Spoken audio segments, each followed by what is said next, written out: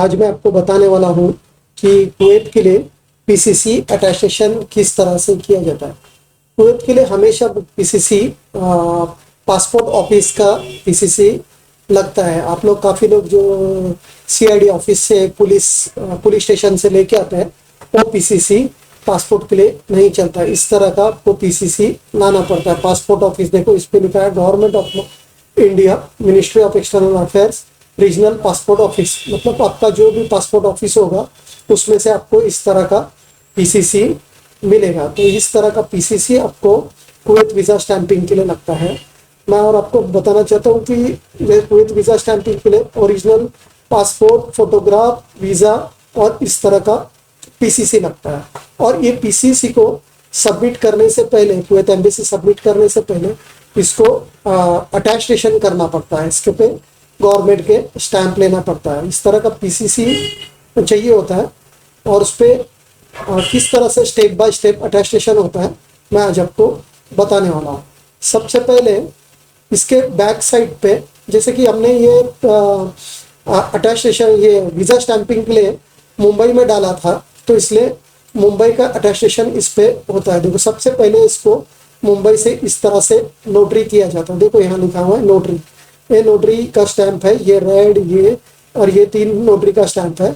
इस तरह से नोटरी होने के बाद में इसको होम डिपार्टमेंट, मतलब यहाँ का होम डिपार्टमेंट मंत्रालय में सबमिट किया जाता है। देखो यहाँ लिखा है home department, government of Maharashtra मंत्रालय।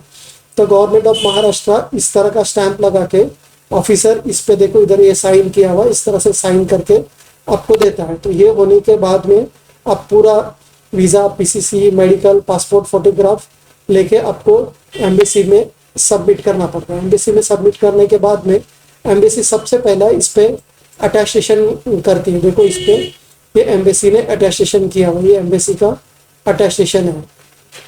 ये देखो यहाँ लिखा है स्टेट ऑफ कुवैत। ये इस तरह से अटैस्टेशन होता है और उनका इस तरह का साइन होता है। इसके बाद में ही आपका वीज़ा प्रोसेस होता है। वीज़ा स्टैंपिंग करने से पहले भी आप पीसीसी को अटैस्टेशन कर सकते हैं। ये पीसीसी अटैस्टेशन करने के लिए ये जो एम्बेसी का अटैस्टेशन करने के लिए आपको वीज़ा का कॉपी, पासपोर्ट का कॉपी और ये पीसीसी देना पड़ता है। अगर वीज़ा के साथ आपको पीसीसी सबमिट करना है तो ओनली इस तरह का देखो ये है ना, ये नोटरी, ये होम डिपार्टमेंट करके आप एम्बेसी में डालेंगे तो आपका वीज़ा स्टैंपिंग और ये पीसीसी अटैस्टेशन, इस तरह का अटैस्टेशन हो जाता है। अगर ये पीछे का और ये आगे का ये पूरा चाहिए होगा तो आपको फिर अब उसके लिए काफ़ी डॉक्यूमेंट देना पड़ता है। जैसे कि आपको मैं अभी बताया, वीज़ा कॉपी, ये ओरिजिनल पीसीसी और पासपोर्ट का कॉपी चाहिए होता है। पासपोर्ट ऑफिस हमेशा आपको 2 पीसीसी देता है कि कभी आपका खो जाए या कुछ फट जाए या कुछ हो जाए, इसलिए 2 पीसीसी देता है। लेकिन वीज़ा स्टैंपिंग के लिए आपको इस तरह का सिंगल एक ही पीसीसी चाहिए होता है। और ये पीसीसी का वैलिडिटी जिस दिन से ये इशू किया है, यहाँ देखो पीसीसी इशू डेट, जिस दिन से इशू किया है उस दिन से पीसीसी 6 महीना चलता है। 6 महीने के अंदर का ही पीसीसी एम्बेसी एक्सेप्ट करता है। उससे ज़्यादा टाइम हुआ होगा तो ये पीसीसी आपका नहीं चलता, तो आपको दूसरा पीसीसी लेना पड़ता है। अगर आपको इस तरह से पीसीसी अटैस्टेशन करना है तो मेरा स्क्रीन पे नंबर दिया है, उस पर कॉल या व्हाट्सअप कर सकते हैं। अगर आपको मेरा ये वीडियो पसंद आया तो प्लीज़ इसको लाइक और सब्सक्राइब कीजिए। Thank you.